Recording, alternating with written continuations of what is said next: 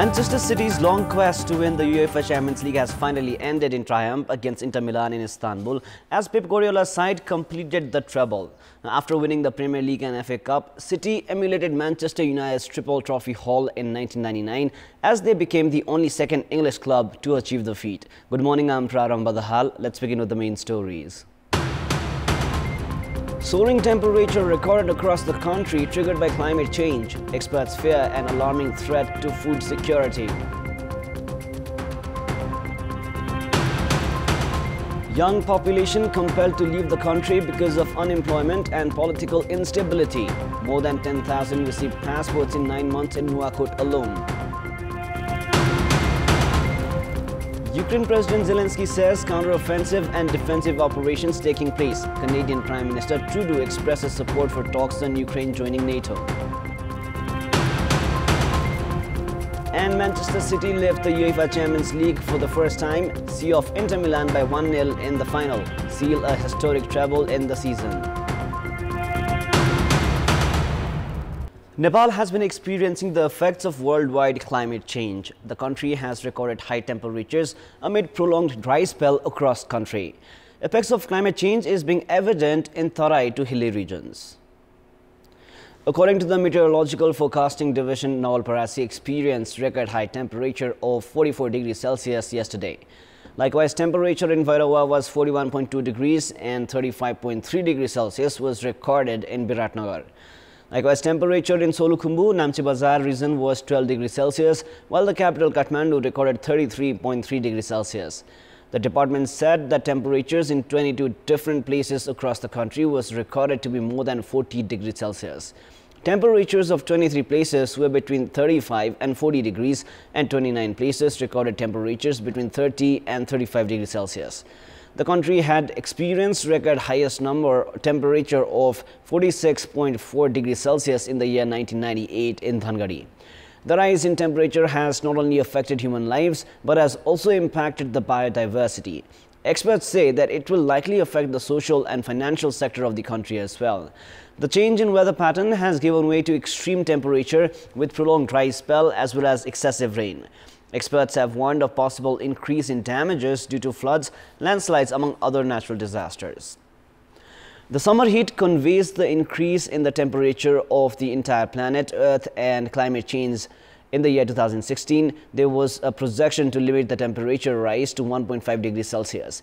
However, world temperatures will soon exceed the limit due to human activities, including greenhouse emissions. Rise in temperatures has intensified melting of snow in mountainous regions, including the Antarctica, while environment experts have projected the sea level to rise. Risks of natural calamities triggered by rise in temperatures have also increased in Nepal as well. El Niño and La Niña are the two climate patterns in the sea that affect the weather across the world. El Niño refers to warming of the ocean surface or above average sea surface temperatures in the central and eastern tropical Pacific Ocean. La Niña is an atmospheric phenomenon that is the colder counterpart of El Niño. These climate patterns in the Pacific Ocean affect the climate across the world as well as rainfall patterns. Now, such oceanic pattern repeats between every 2 to 7 years, however, they are inconsistent. Therefore, excessive rainfall is witnessed during some monsoon seasons, while during others, drought is witnessed.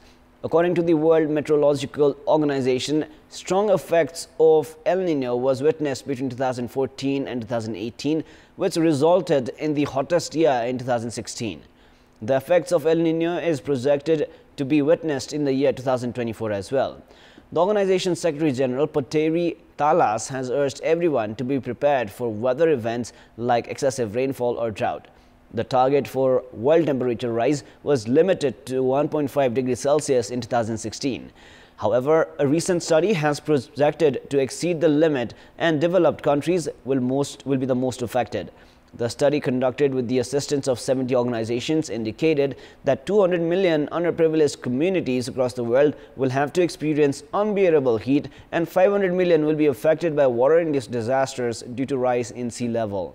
According to the World Meteorological Organization, Earth's temperature has increased by 1.2 degrees Celsius compared to 150 years ago, and that the temperature will increase up to 2.7 degrees Celsius by the end of the century.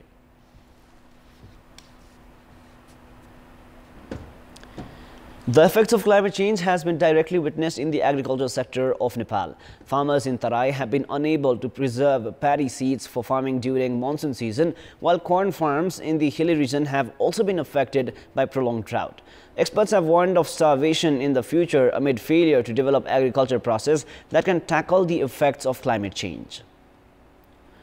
Crops cultivated by farmers of East Nalparasi have been affected by drought.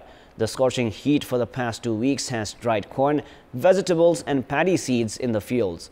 Irrigation is essential for corn cultivation. However, amid prolonged drought, corn farms have become dry as the sources of water have dried out. Experts say that the drought will affect production of corn, which had already been declining. Various researches conducted by the government show that more than 30 districts, including 7 hilly districts of Sudur Paschim province, are reeling under food insecurity. This means that the food produced by those districts are insufficient for themselves. Agriculture experts say that failure to adopt favorable cultivation method amid effects of climate change has pushed further the country towards food insecurity. Favorable seed developed by Nepal Agriculture Research Council have not reached the farmers. Various countries provide details of weather conditions of the upcoming 15 days to assist the farmers. However, such a system is yet to be initiated in Nepal. In our public voice segment, we have asked in several provinces regarding ways to ensure the dignified presentation of lawmakers during the parliamentary meeting. Let us now take a look at what they had to say. Public voice. संसदीय अनुशासन भित्र सांसदहरू रहनु पर्यो के बोल्न हुन्छ र के बोल्न हुँदैन भन्ने स्वयं सांसदहरूले नै थाहा पाउनु पर्छ सांसदहरू सब मिलेर एकजुट भएर अगाडि बढ्दैपछि अब काम गर्नलाई सजिलो हुन्छ सबैलाई बाटो दिमला पानी दिमला घाटा दिमला भन्न हामीलाई त्यसरी गर्न जिताउन पठाउनु भयो अहिले किन झगडा गर्नु पर्यो आफैले सोच्नु पर्ने कुरा हो म कुन ओहदामा छु म को हुँ सभामुखलाई अलिक अहिलेको भन्दा पावरफुल बनाउनु पर्छ झगडा गर्न भएन मिलेर अगाडि काम गर्नु पर्यो म को हुँ के बोल्दैछु र कहाँ बोल्दैछु भन्ने कुरा सांसदहरूले ख्याल गर्नुपर्छ नियम भन्दा बाहिर गएर बोल्नेलाई कारबाहीको व्यवस्था हुनुपर्छ नागरिकका हक अधिकारका सवालहरूलाई चाहिँ उनीहरूले चाहिँ उठाउनु पर्छ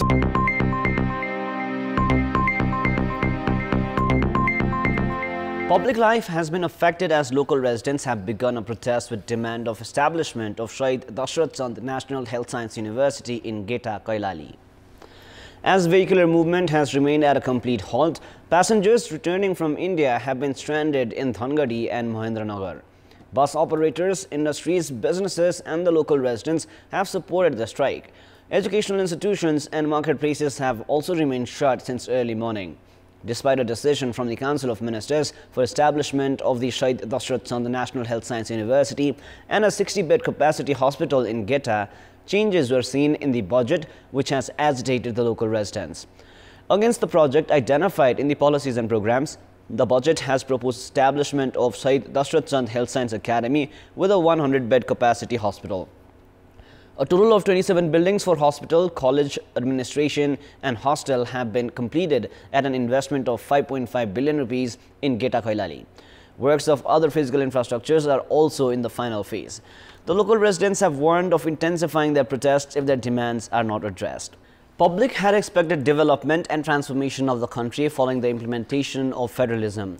However, the number of young people leaving the country has been increasing because of poverty, political instability and unemployment.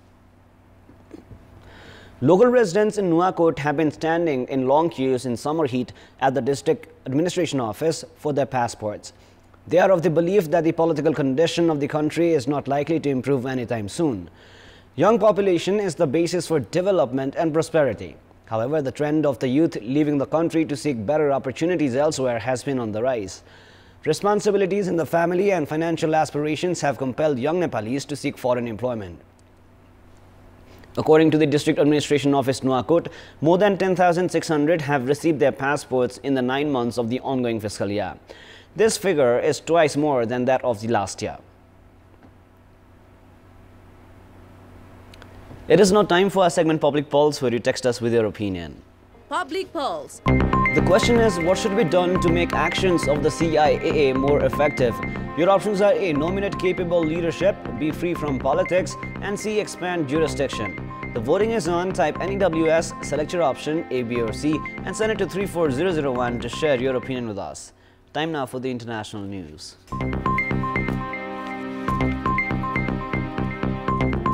The Russian Defense Ministry released footage showing drones striking tanks in Ukraine's Zaporizhzhia Oblast, where it said Ukrainian forces had made unsuccessful attempts to launch attacks in the past 24 hours. Russian Defense Ministry claimed some of the vehicles were Western-supplied armored vehicles, including Leopard tanks and Bradley fighting vehicles. Ukraine's President Volodymyr Zelensky said on Saturday that counter-offensive and defensive operations were taking place in Ukraine, but told reporters that he would not say what stage they were at. Russian President Vladimir Putin said that Ukrainian forces had certainly begun their expected counter-offensive and intense fighting in Ukraine, but that every attempted advance had failed at a heavy cost in casualties. With scant independent reporting from the front lines, it has been difficult to assess the state of the fighting. Britain's Ministry of Defense said that Ukrainian forces have penetrated the first line of Russian defenses in some areas, but the Kiev's progress had been slower in other places. Canada's Prime Minister Justin Trudeau, on a visit to Kiev, expressed support for talks on Ukraine joining the NATO. Speaking at the Canadian Embassy in Kiev after talks with the Ukrainian President Volodymyr Zelensky, Trudeau said Canada was very supportive of Ukraine joining NATO when the conditions allow. He added that he felt very positive about talks on the issue ahead of a NATO summit in Vilnius next month. Trudeau also said that Canada's move to seize and give to Ukraine a Russian-registered cargo plane grounded in Canada since last year was symbolically important in showing that Western countries are serious about making Putin and his enablers pay for the war. The Russian-registered Antonov 124 aircraft, operated by cargo carrier Volga Dnipro, has been parked at the Toronto Pearson International Airport for over a year after Canada closed its airspace to Russian aircraft in response to the invasion of Ukraine. Trudeau dismissed Russian President Vladimir Putin's claims that Ukrainian forces have suffered heavy losses in offensive operations in the east, saying Putin lies every time he opens his mouth. Asked if he would pick up if President Putin called, Trudeau hesitated before saying it was not a question that he had thought about.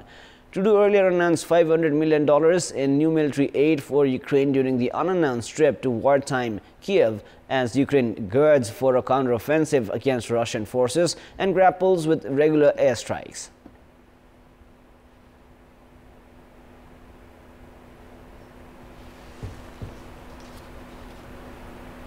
China's State Flood Control and Drought Relief Headquarters announced on Saturday that it has launched a Level 4 emergency response to flooding as heavy rains have pounded southern parts of the country. Work teams dispatched by the headquarters have rushed to South China's Zhuangzi, affected by the flooding. Firefighters from 4 Fire Brigade rushed to the most seriously hit Shangkao town and immediately started the evacuation of trapped villagers with rubber dinghies. Meanwhile, rescue efforts were also seen in parts of Fujian province on Friday after heavy rainfall triggered floods in villages and inundated roads in urban areas. Ted Kaczynski, former math professor and twisted genius who came to be known as the Una bomber when he carried out a 17-year spree of mysterious bombings that killed 3 people and baffled the FBI, has died at the age of 81. Kaczynski, who made and sent many of his bombs while living in a primitive cabin with no running water in rural Montana, was found dead at a prison in North Carolina. Christy Brushers, a spokesperson for the Federal Bureau of Prisons, confirmed the death. The Harvard University graduate, a loner since childhood, targeted academics, scientists, and computer store owners, and even tried to blow up a commercial airliner in a one-man terror campaign from 1978 and 1995 against what he believed were the evils of modern technology. For years, he frustrated police who, with no solid clues to the killer's identity, dubbed his case Una Bomb for university and airline bombings.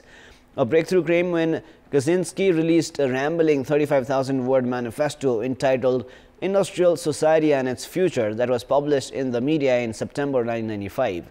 Kaczynski's younger brother David tipped off police that the author's ideas sounded like those of Ted. Agents arrested the disheveled Una bomber at his cabin in April 1996. After rejecting his lawyer's attempts to have him plead insanity.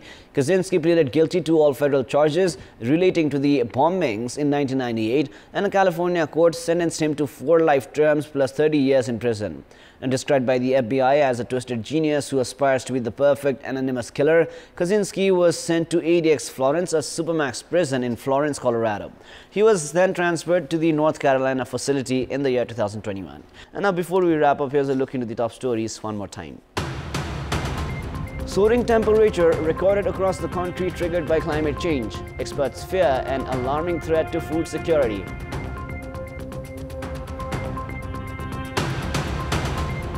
Public life affected as protest intensifies with demand of establishment of National Health Science University in Geta Kailali. Vehicular movement at a complete halt. Ukraine President Zelensky says counter-offensive and defensive operations taking place. Canadian Prime Minister Trudeau expresses support for talks on Ukraine joining NATO. And Manchester City left the UEFA Champions League for the first time, see off Inter Milan by 1-0 in the final, seal a historic treble in the season. That is all for the moment. Our next English bulletin airs at 6 p.m. Thank you for staying with us. Have a beautiful day ahead.